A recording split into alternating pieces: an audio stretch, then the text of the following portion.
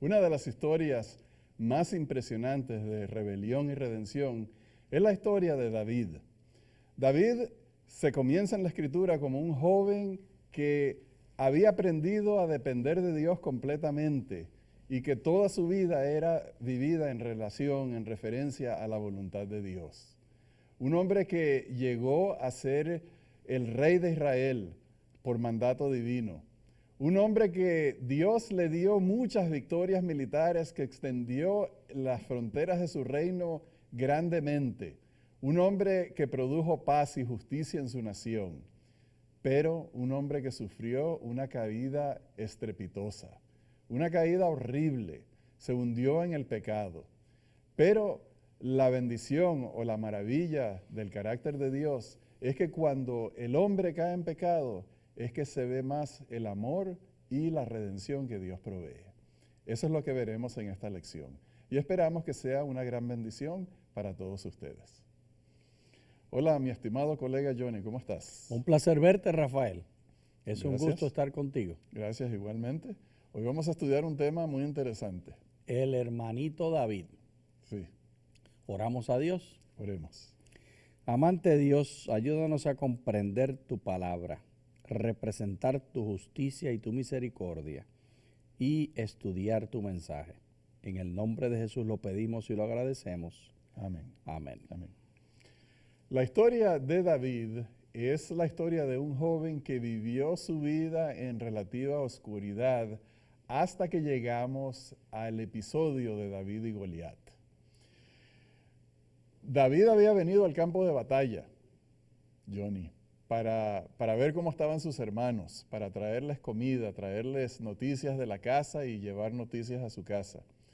Y entonces David se encontró con la escena planteada por aquel enorme gigante, Goliat, que desafiaba a Dios y desafiaba a los ejércitos de Israel. Ridiculizaba a todo el pueblo de Israel. Sí.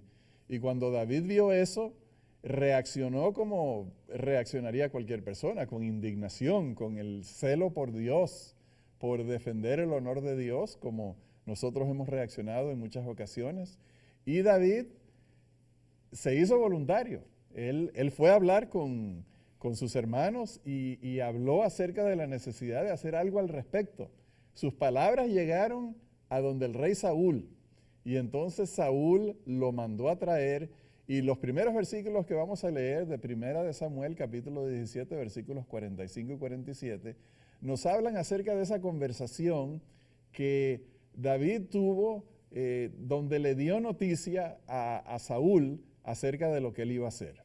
Leamos en el versículo 45. Entonces dijo David al filisteo, esto es al filisteo: tú vienes contra mí con espada, lanza y jabalina, pero yo voy contra ti en el nombre de Jehová de los ejércitos, El Dios de los escuadrones de Israel, a quien tú has provocado. Jehová te entregará hoy en mis manos. Yo te venceré y te cortaré la cabeza. y hoy mismo entregaré tu cuerpo y los cuerpos de los filisteos a las aves del cielo y a las bestias de la tierra, y sabrá toda la tierra que hay Dios en Israel. Y toda esta congregación sabrá que Jehová no salva con espada ni con lanza, porque de Jehová es la batalla, y él os entregará en nuestras manos. Aquí se nos plantea una batalla épica, una historia épica, donde encontramos simbolizados el diablo y Dios, las fuerzas del bien por el lado de Israel y las fuerzas del mal por el lado de los filisteos y Goliat. Y David es el campeón de esta historia. David, lo impresionante de la forma como David se dirige a Goliat es que todo es en referencia a Dios. Y no hay orgullo en lo que está hablando. Si hay celos por Dios, la clave del éxito del corazón de David es que todo el orgullo, todo el crédito se lo da a Dios. Dice él, todo el mundo va a saber No que yo soy un buen escudero, que soy un buen luchador o que soy un buen capitán, sino que Dios es el que libera a Israel. Me encantan esas palabras de humildad y quiero emular ese capítulo de la vida de David. Por supuesto, hemos de entender que David hizo esto por toda la preparación que había tenido luchando contra leones, como le cuenta él a Saúl, y luchando contra animales, salvando e intercediendo por sus ovejas, por su ganado, por su grupo de seres vivientes que estaban a su cuidado. Sí.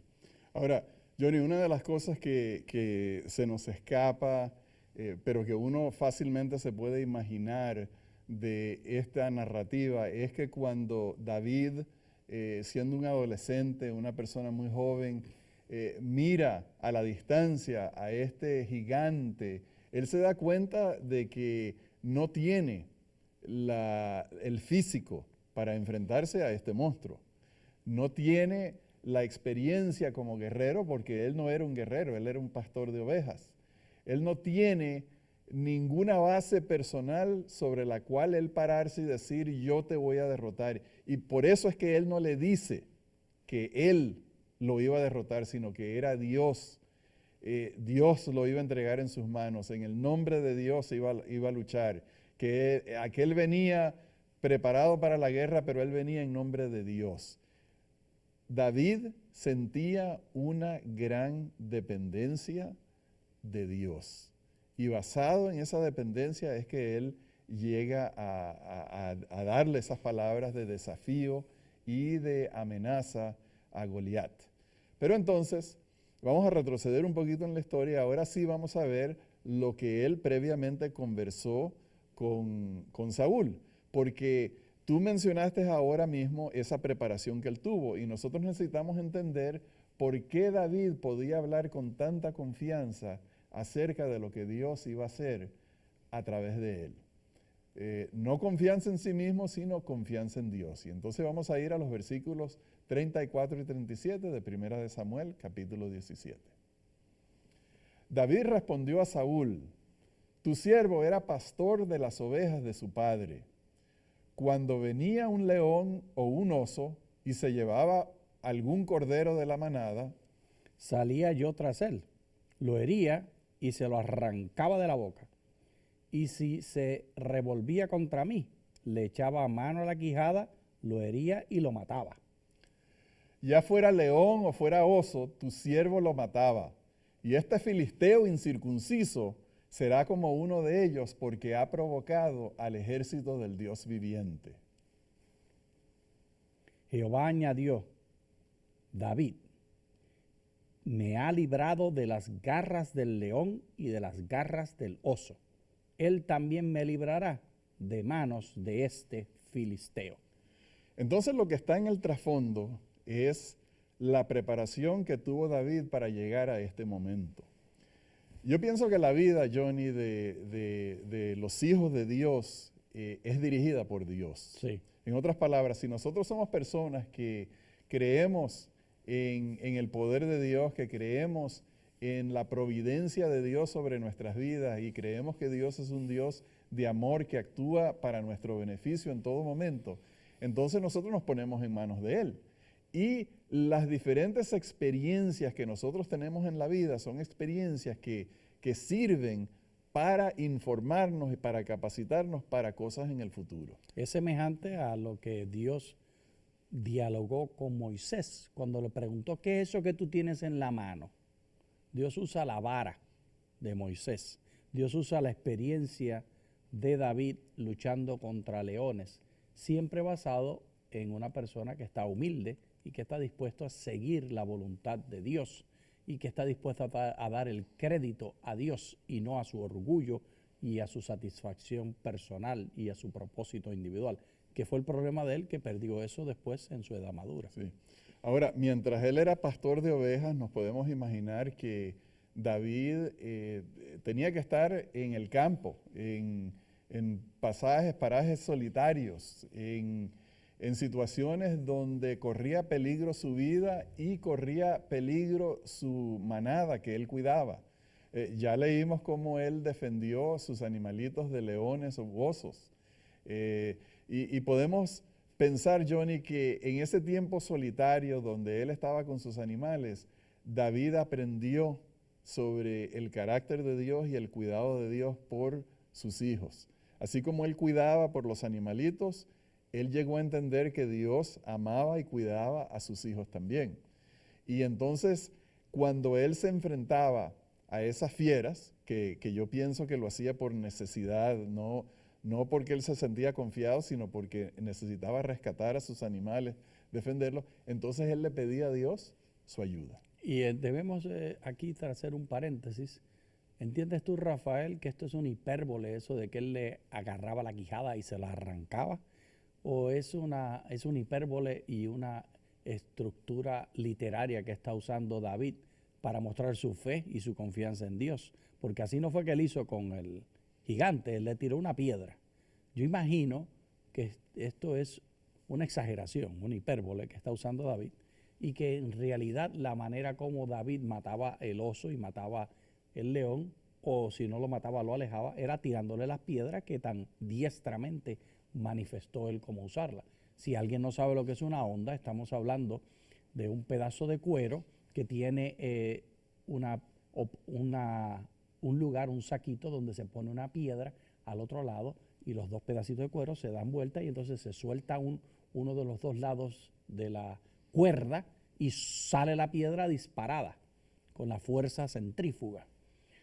¿Qué piensas tú? ¿Era hipérbole o era así que de verdad tenía sobrenatural fuerza que le arrancaba las quijadas? A él no se le conoce por esa fuerza sobrenatural y sí, debe ser una hipérbole, como diciendo que él podía enfrentarse a esos animales en el poder de Dios.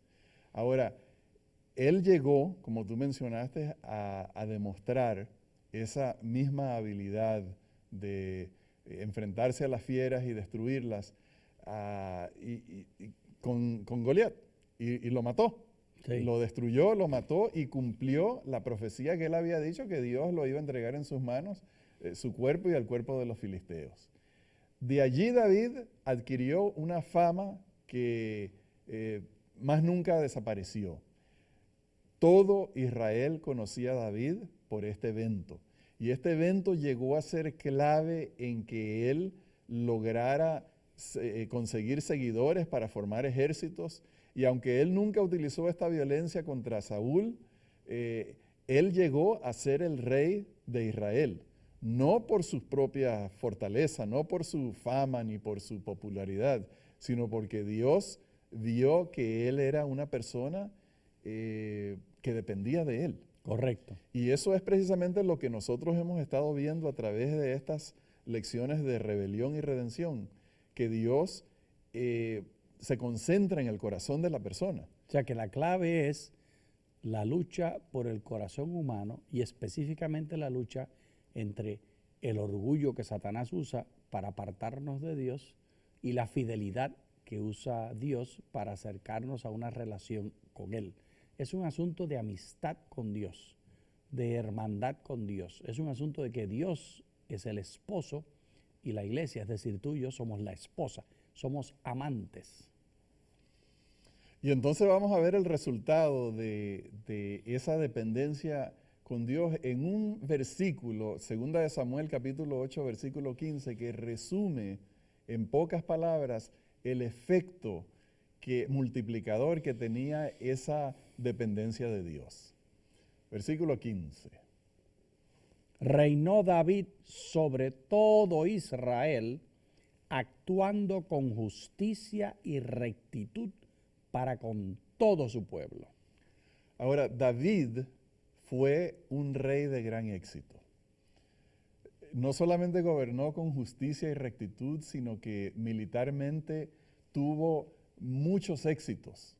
Era una persona que desde el principio era conocido por ser una persona fiel al Señor, una persona a la cual Dios respondía con excelentes bendiciones. Y por eso su reinado fue una época dorada para el pueblo de Israel. Pero, Johnny, ahí es precisamente donde está el peligro.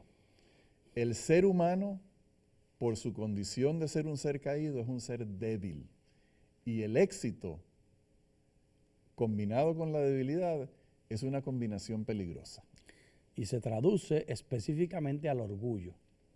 Y el orgullo es la puerta que le abre el camino a la pasión. Cuando la persona se siente que es el centro y que todo gira alrededor de ella o de él, entonces la pasión la usa el enemigo para ponernos de rodillas y tirarnos de cabeza contra el piso y que perdamos nuestra relación con Dios. Pero ahí del piso todavía Dios quiere levantarnos, y eso hizo él con David. Y entonces, Johnny, el asunto es que no solamente añadido el éxito, sino también la condición de rey. Las actitudes y comportamientos que no se le permiten al ser humano normal, al ciudadano normal, en un rey se le permiten. Un rey puede pedir lujos y el pueblo le da los lujos.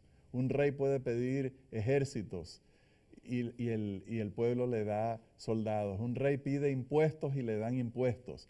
Un rey pide más mujeres y las mujeres vienen. Y esa fue precisamente la caída de él, ese éxito combinado con esa licencia que se le acostumbraba a dar a los reyes. Y poco a poco, esa dependencia que David tenía de Dios, fue menguando hasta el punto que, como otros personajes bíblicos y como nosotros mismos, experimentó que él dependía de sí mismo. Empezó a pensar tal vez que él era la persona de éxito. Y eso fue lo que ocasionó su caída. Ahora, nosotros no tenemos tiempo para leer lo del pecado con Betsabé y el homicidio de su esposo. Pero esa caída, ese pecado llegó a ser más amarga para él que la misma muerte.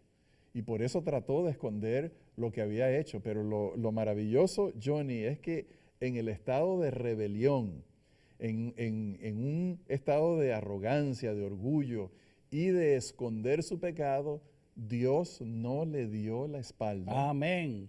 Ni Dios, te la da a ti, ni me la da a mí. amén. Dios no le dio la espalda. Dios le envió al profeta que él necesitaba para darle la vuelta.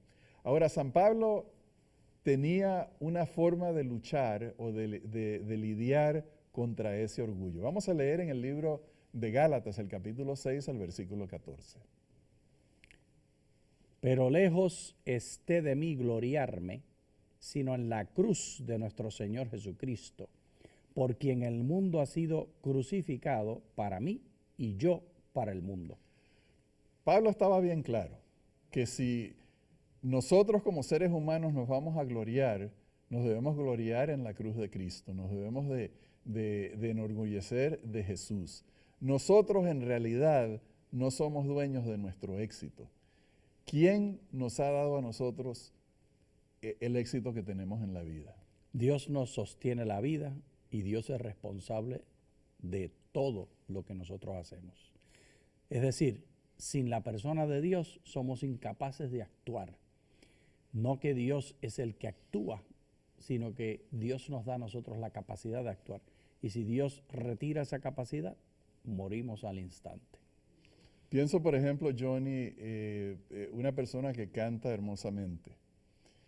Logra cantar así porque tiene un músculo, tiene unas cuerdas vocales, voy a llamarlo cuerdas vocales en vez de músculo, que son excepcionales. No son las cuerdas vocales que tiene la gran mayoría de las personas. No como el tuyo y el mío. Correcto, sino como el 1% de la población. Eso es un accidente de nacimiento, una bendición de Dios. No puede una persona que canta bien, que predica bien, que tiene éxito con el dinero y los negocios. No puede una persona que tiene habilidades, inteligencia suficiente como para graduarse de doctor, graduarse de ingeniero, graduarse de abogado, decir yo soy tal o cual cosa. Pablo dijo, no me voy a gloriar en mí mismo, sino que me voy a gloriar en Cristo y en la cruz de Cristo, porque allí es donde está nuestra victoria, de allí vienen todas nuestras bendiciones. Amén. No permitamos que el éxito que Dios nos da, lo convirtemos, nos lo apropiemos para nosotros y sea para nosotros una caída. Pero entonces vamos a pasar ahora a la historia de otro profeta, otro hombre particularmente poderoso, porque Dios lo utilizó como instrumento, y es la historia de Elías. Y vamos a leer en el versículo 1 una profecía interesante y asombrosa que él le hizo al rey Acab. Entonces Elías el tisbita, que era uno de los habitantes de Galaad, dijo a Acab: Vive Jehová, Dios de Israel, en cuya presencia estoy, que no habrá lluvia ni rocío en estos años, hasta que mi boca lo diga. Bien, comenzando la historia aquí, hay que entender, por supuesto, el contexto. ¿Por qué Dios va a privar a la tierra de la bendición de la lluvia? Y es el tema, Johnny, que ya hemos hablado de esos ciclos de rebelión, de castigo o consecuencias de la rebelión, y entonces la redención que Dios envía a través de un profeta, a través de un juez, a través de algún personaje que Él llama. Y en este caso es esta ocasión en la cual aparece Elías llamando al pueblo, dando esta profecía al rey Acab, tenía algo que ver precisamente con esa deidad falsa, Baal, que llamaban el Dios de la vida. Y vamos a leer en el libro Profetas y Reyes, en la página 88, un párrafo que nos ayudará a entender lo que estaba sucediendo allí.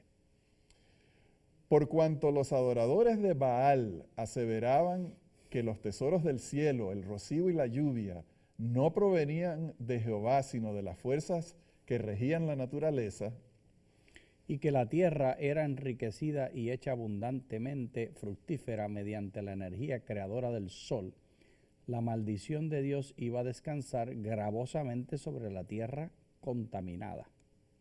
Se iba a demostrar a las tribus apóstatas de Israel cuán insensato era confiar en el poder de Baal para obtener bendiciones temporales. Hasta que dichas tribus se volviesen a Dios arrepentidas y le reconociesen como fuente de toda bendición, no descendería rocío ni lluvia sobre la tierra. Entonces lo que tenemos aquí es otra batalla épica.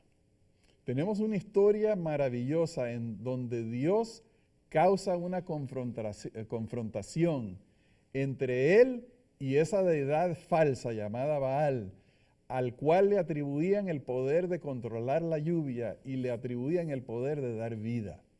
Dios dijo a través de Elías que iba a quitar el agua. En otras palabras, iba a destruir el mito de Baal.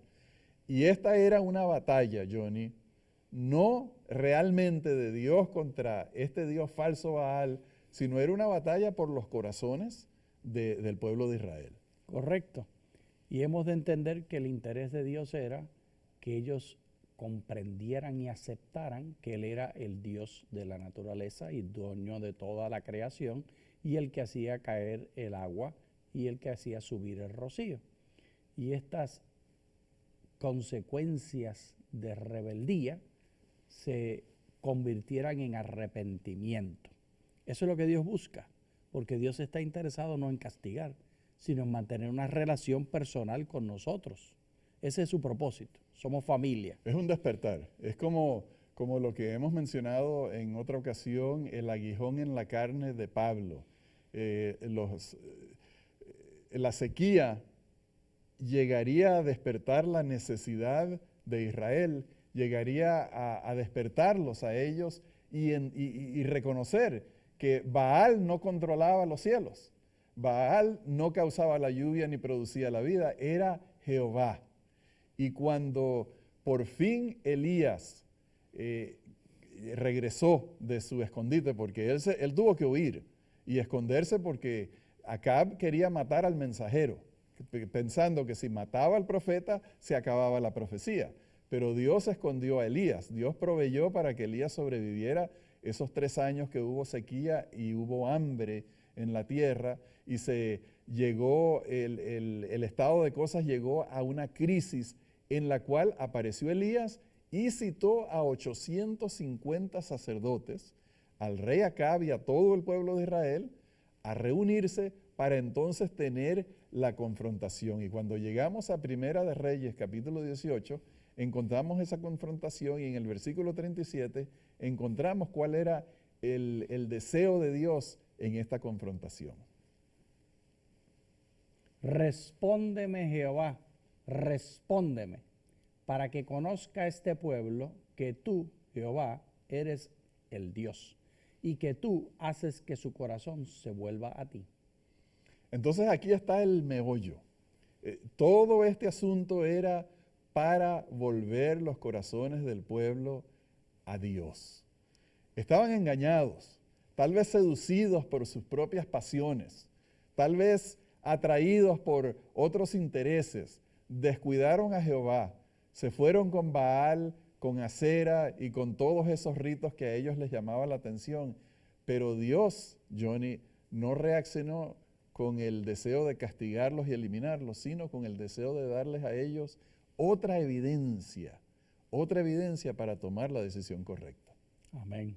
Qué maravilloso es Dios, que está tan interesado en nosotros personalmente, que hace cosas dramáticas y especiales, y lo hace por ti y lo hace por mí. Abramos los ojos.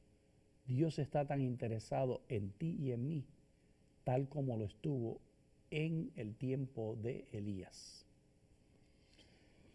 Elías le dijo al pueblo: ¿hasta cuándo claudicaréis entre dos pensamientos? Si Jehová es Dios, seguidlo, y si Baal, seguidlo a él.